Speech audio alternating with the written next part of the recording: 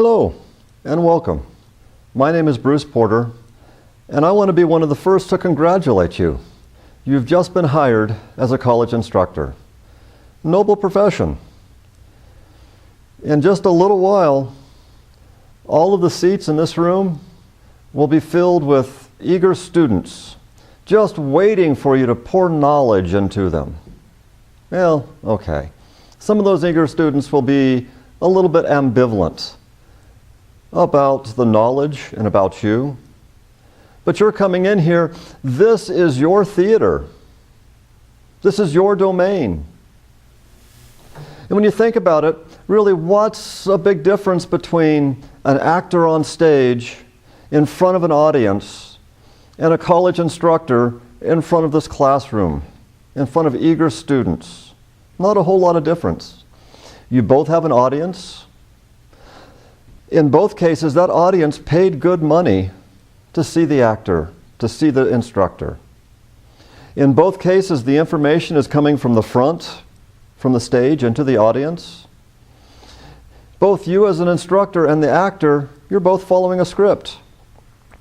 And that individual who's sitting in the back of the classroom or the back of the theater, they want the same experience of the individual who's sitting up front. There's not a lot of difference. So let's start thinking about you as a college instructor as you as an actor. There's a lot of elements of theater in the classroom, and there's lots of elements of the actor in the instructor.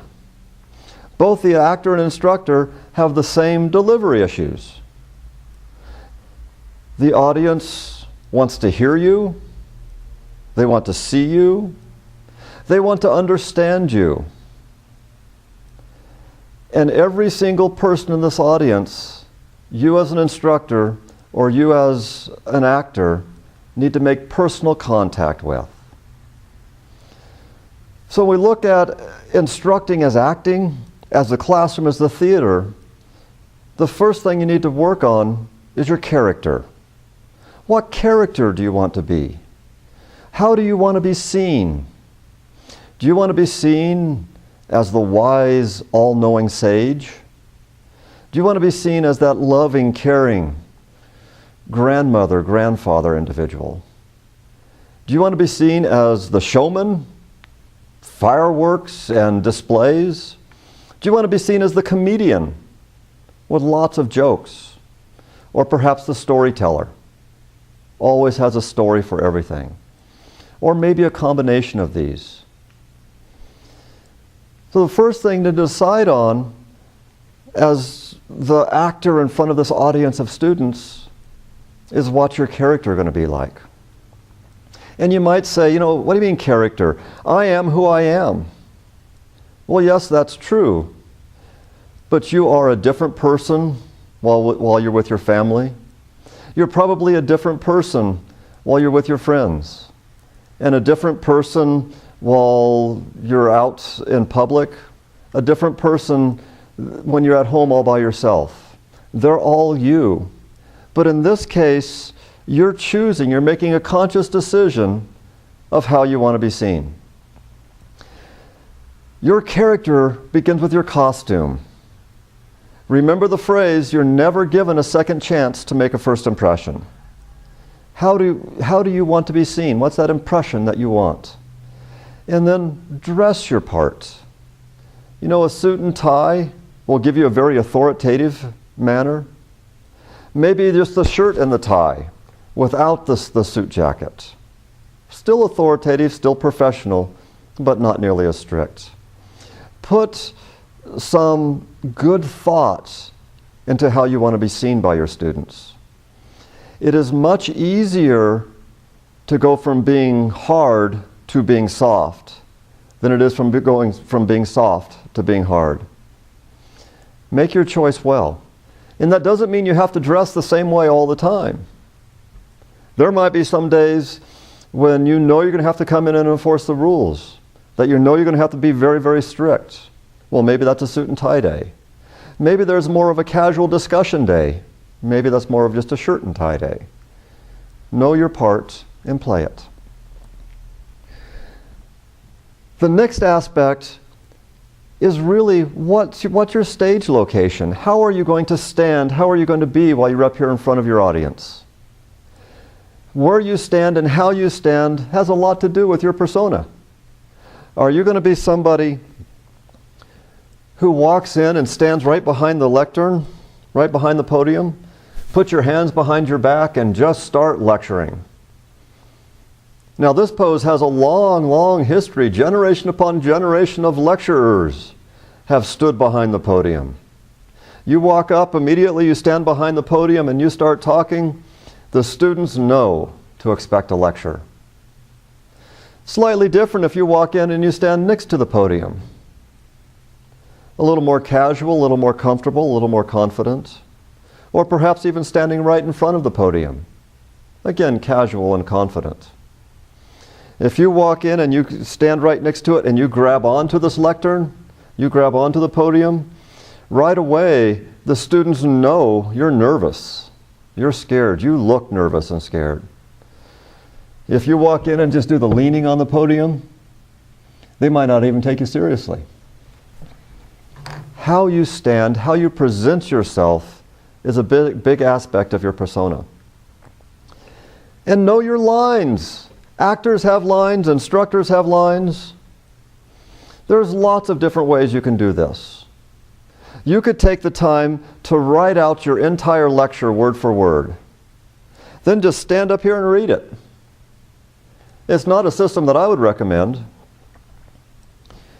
When you're reading your lecture, there's no eye contact, there's no gestures, you're not making that connection with your audience. But that's still a possibility. You might choose to write out your lecture word for word and memorize it. A lot of work involved in that. Again, it's not one that I totally recommend. You might decide to create lecture notes, as in an outline format, and then use that outline format as a significant guide and then ad-lib all the details. This is the one I actually recommend. You might also just decide to come into class and wing the whole thing, just ad-lib the whole thing. Again, not one that I recommend. I certainly can't do it. Not very many instructors can. Maybe if it's a course that you've taught frequently, maybe if it's a spur of the moment you're going in to substitute for somebody, an ad-lib would work. But I highly recommend that you create very detailed lecture notes and then fill in the gaps with personal experience, with stories. And then you have your character, you've decided on your character, you've decided how your character is going to dress, you know where you're going to stand and how you're going to move. Then we start working on stagecraft.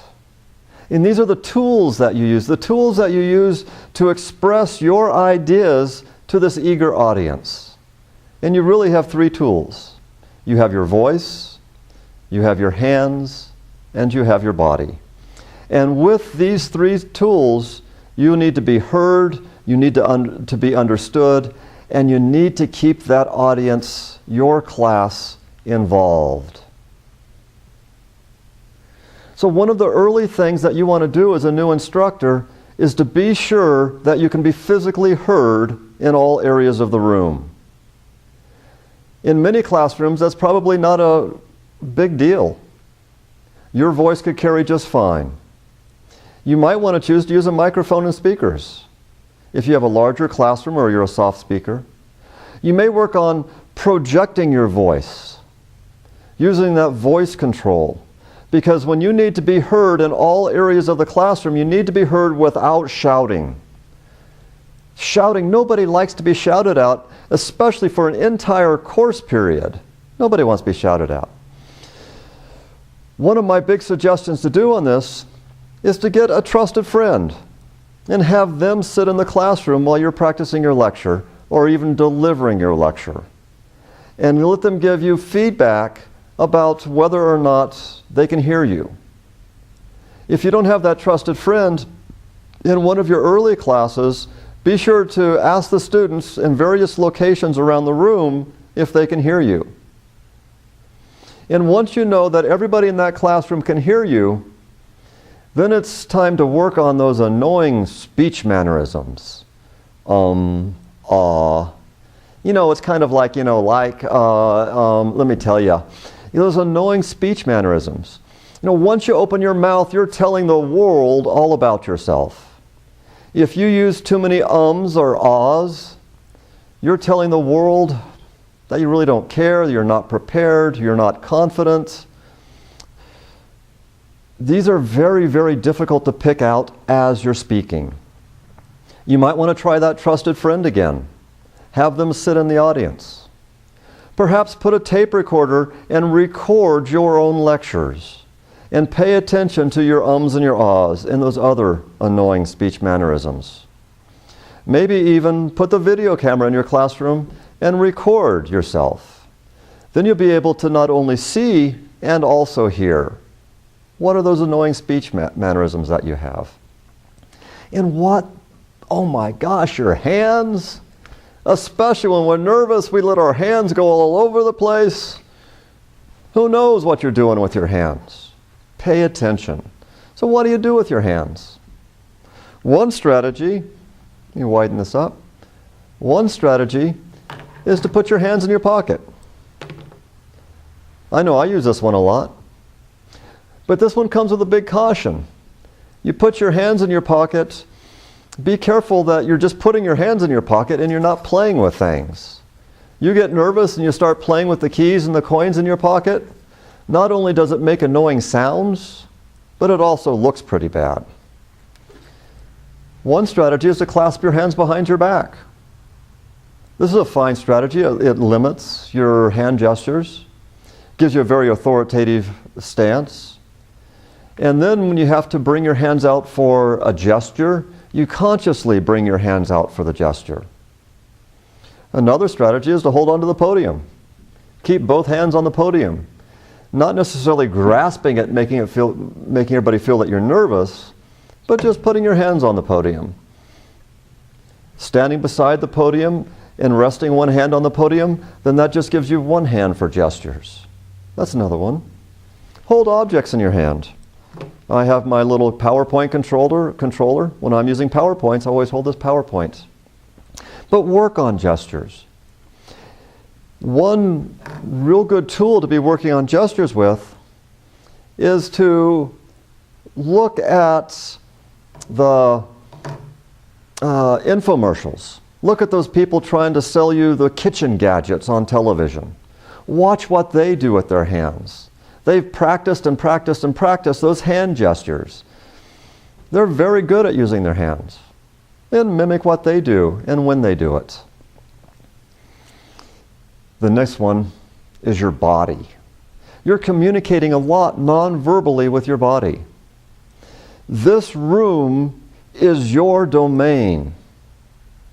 Walk in with confidence. Even if you don't feel it, have the posture that you are confident. Have the facial expression that you are confident. Walk right up to the front with confidence. How you enter your room says a lot about you.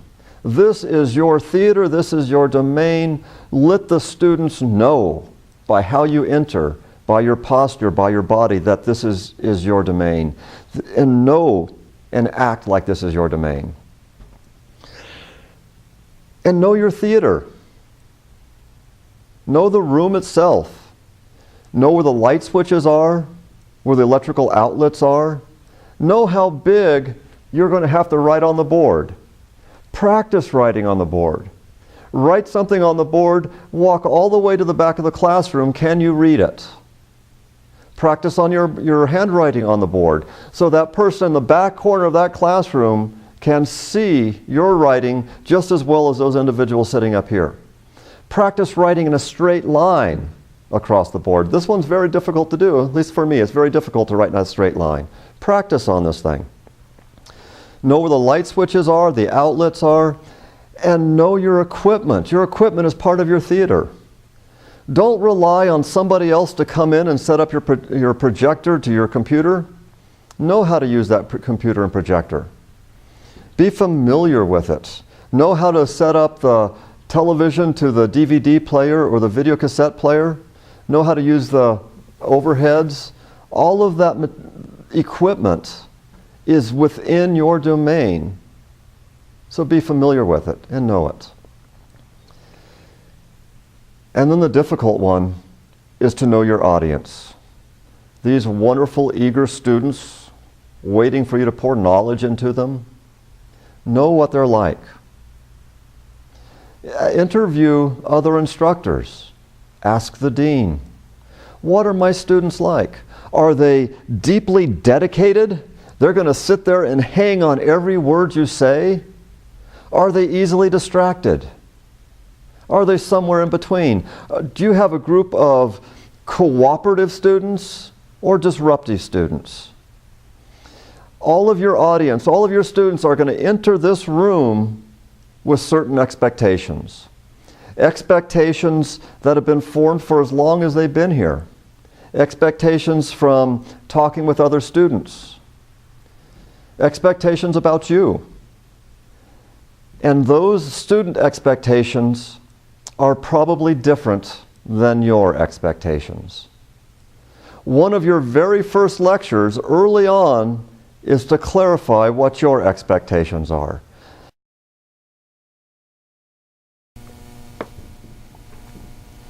Well, now you've decided on who you want to be, how you want to act. You're familiar with stagecraft, with delivering your lines, with your audience. You're familiar with the equipment that you're going to use in your classroom, and you're familiar with the classroom itself. So now it's time to actually prepare your lecture.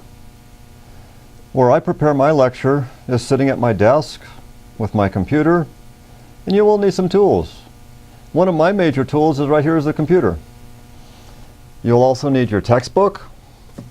You'll need any instructor CD-ROM or other instructor material that is presented. It really helps out an awful lot. Then just to sit down and start working. One of the questions is always, how long is it going to take to prepare this lecture? Well, there's no real hard and fast rule for that. Most of it depends on how familiar you are with the material. If you're very familiar, it will probably average about 1 hour of preparation time for every hour of lecture. And if you're not familiar with the material, you can expect to spend up to an average of 6 hours of preparation time for every hour of lecture. A lot of it depends on the tools that you have. How much instructor material is already prepared for you? Do you have the instructor CD-ROM? Is there a test bank already prepared? Are there other instructors who have already taught this class and they're willing to share their material? That has a lot of factors to it.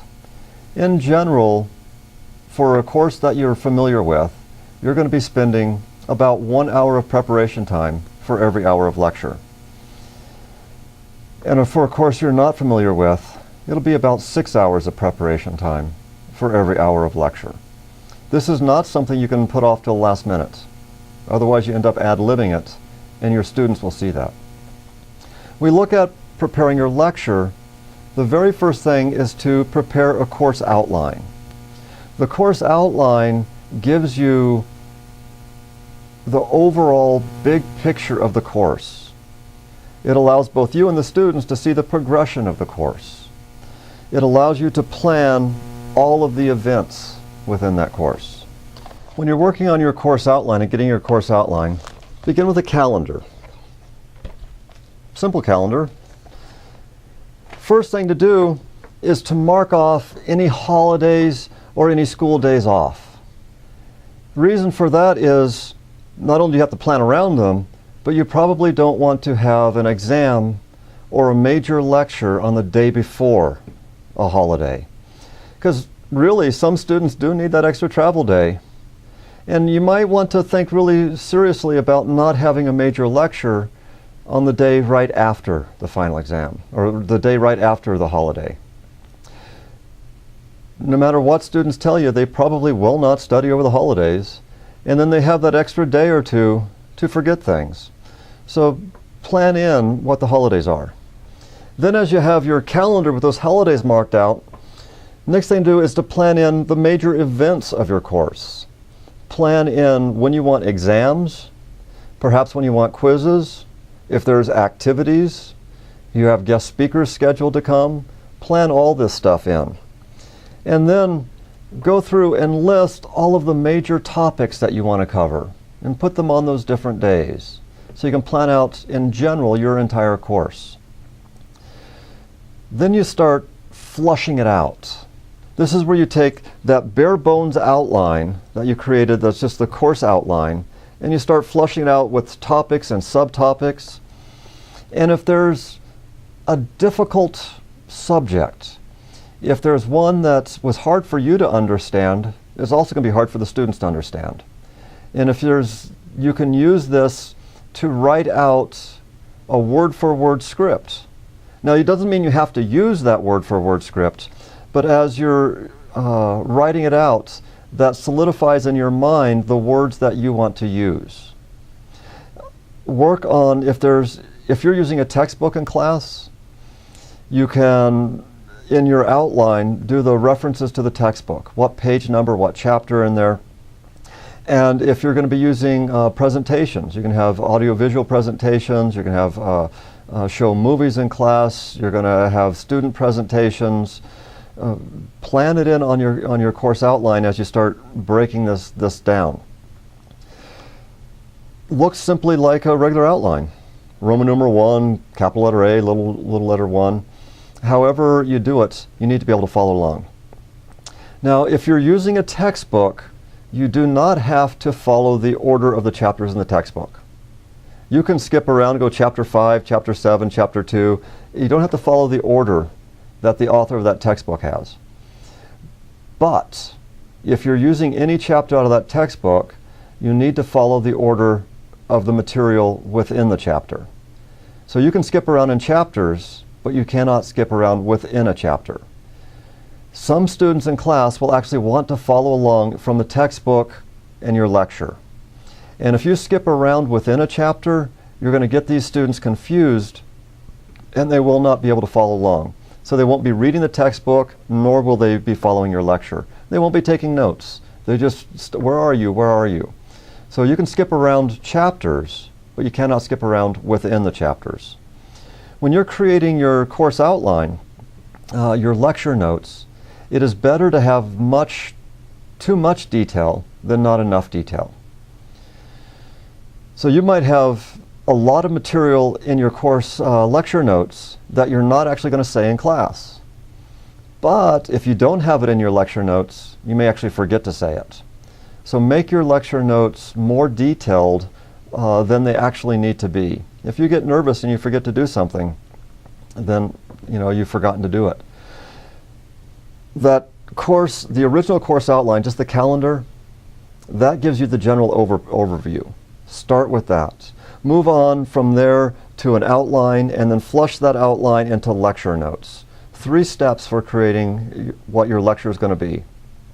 And the more prepared you are, the more confident you're going to be.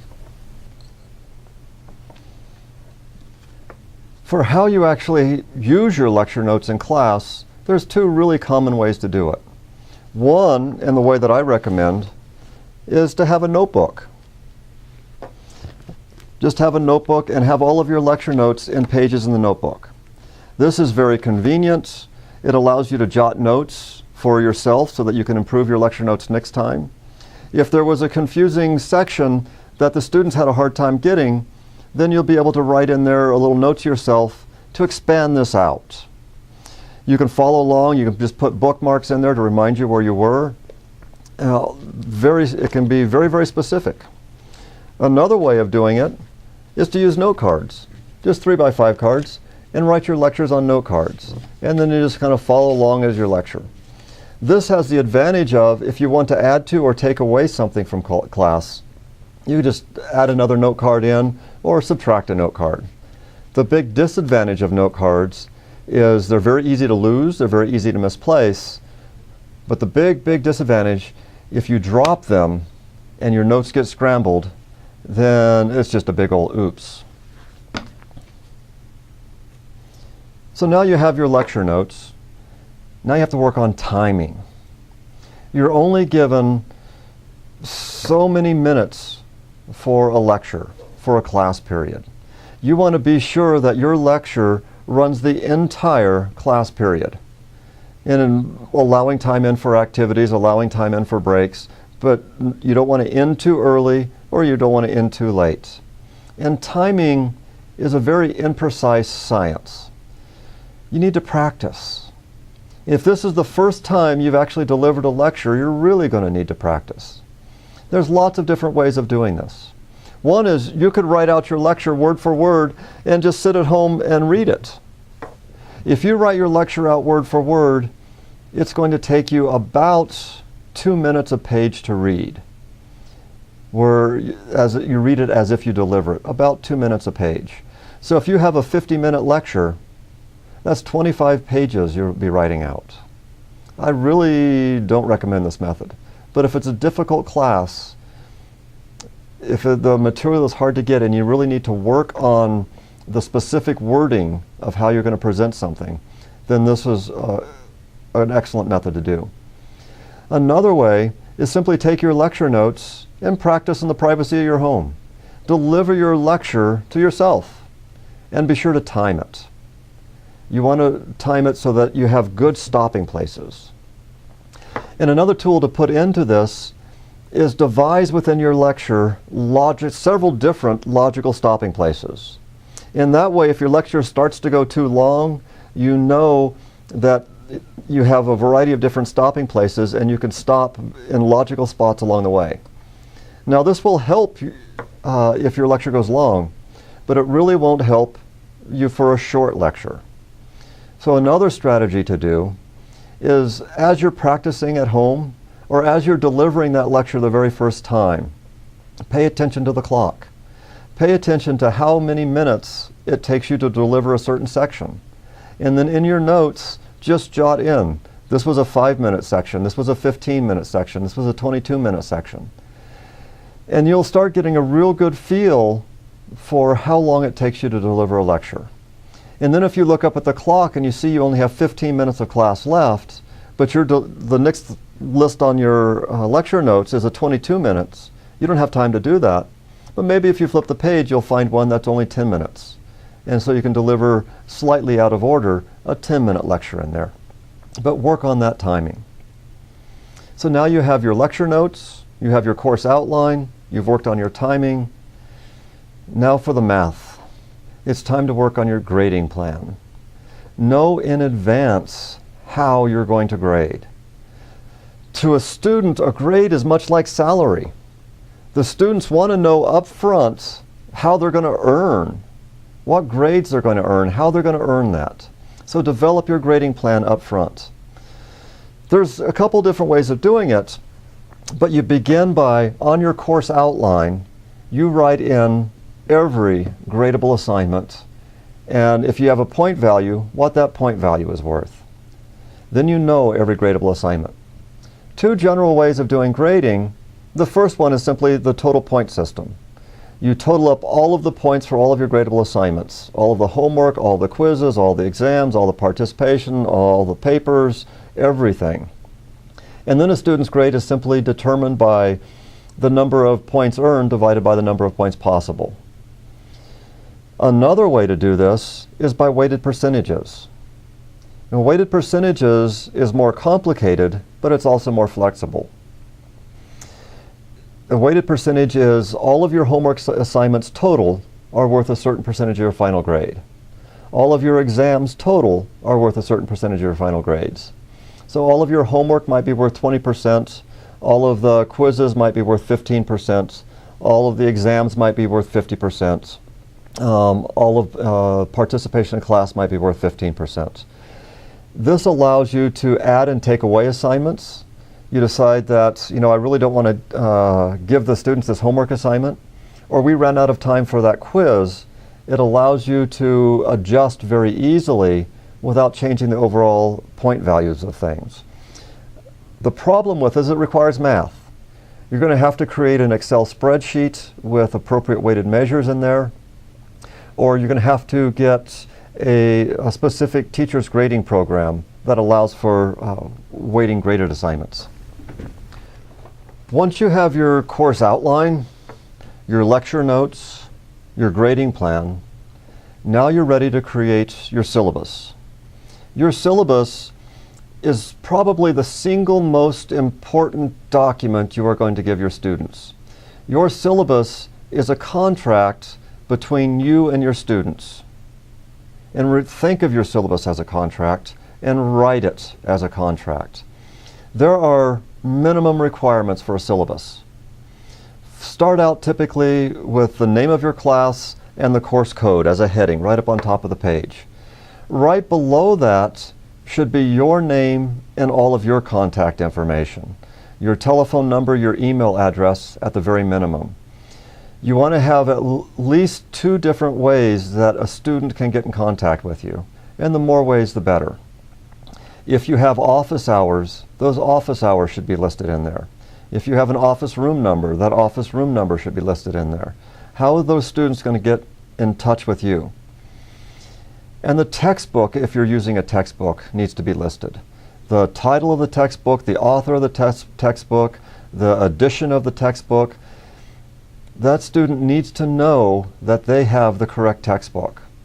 And also in here is any supplemental information, supplemental reading. If you have, you're requiring the students to read other material, or you're strongly suggesting that the students read other material, then this also needs to be put in there. Any equipment or supplies that the students are going to need, listed very clearly in the syllabus. And a brief description, just a paragraph, maybe 2 paragraphs, description of the course. Also, measurable objectives. What is the student expected to learn, or what are you expected to teach? What are the measurable objectives? It may be 2 or 3 on the list. You might have a long list of 15 or 20 measurable objectives. Be sure these are listed down. By the end of this course, you will know this, and you'll know this, and you'll know this, all the way listed down there. Then start getting into rules, regulations, and policies.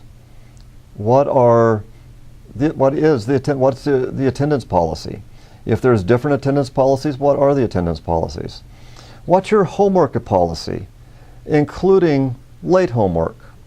What's your policy on makeups? If somebody misses a quiz or exam, if somebody misses a whole class, what's your policy on the makeup? And very, very clearly say what your grading plan is. Do you have point value grading plan? Do you have a weighted value grading plan? And write in there, what's the minimum requirements that a student must meet for successful completion of the course? Is this, they can pass this course with a D, they can pass this course with a C-, or maybe this course they can only pass with a B. Is it a pass-fail course? What's the minimum requirement for them to complete this course with? Any school rules, write in the school rules as necessary, and any specific classroom rules that you have, be sure that's in there. What are the requirements for the assignments? If you're assigning a research paper, do you want it in APA style? Do you want it 5 pages of content? When do you want it turned in? What's the font you want on there? Write in all the necessary requirements for all of your homework assignments. And also put in there your general overall course outline, that calendar that you created, saying we're going to be covering this topic on this day, this is when a quiz is, this is when presentations are. Now these are just the minimum requirements for a syllabus. You may want to add more of your own information. For example, you might want to put in your handouts, so you only have to pass out once in class. Put in all of your handouts in there. What are other expectations that you have of the students? Write those in the syllabus. But always, before you complete your syllabus, check with the school, check with your dean, and see if there's any requirements that the school has to be in your syllabus. Some schools will actually have a syllabus template with all the required information already on that template. Then all you have to do is go through and add your stuff. So now you're just about ready. You're just about ready to be in front of that classroom. You know your theater, you know your audience, you've worked on your character development, you know the costume you're going to make. The more prepared you are, the more confident you will feel. It is so much better to be over-prepared than under-prepared. Developing your course, developing who you are as an instructor, is not something you can do at the last minute. This is something that you're going to have to practice with. This is something you're going to have to work on. And then once again, I want to say congratulations for becoming a college instructor. It's probably one of the hardest jobs that you will ever love. This is Bruce Porter saying thank you.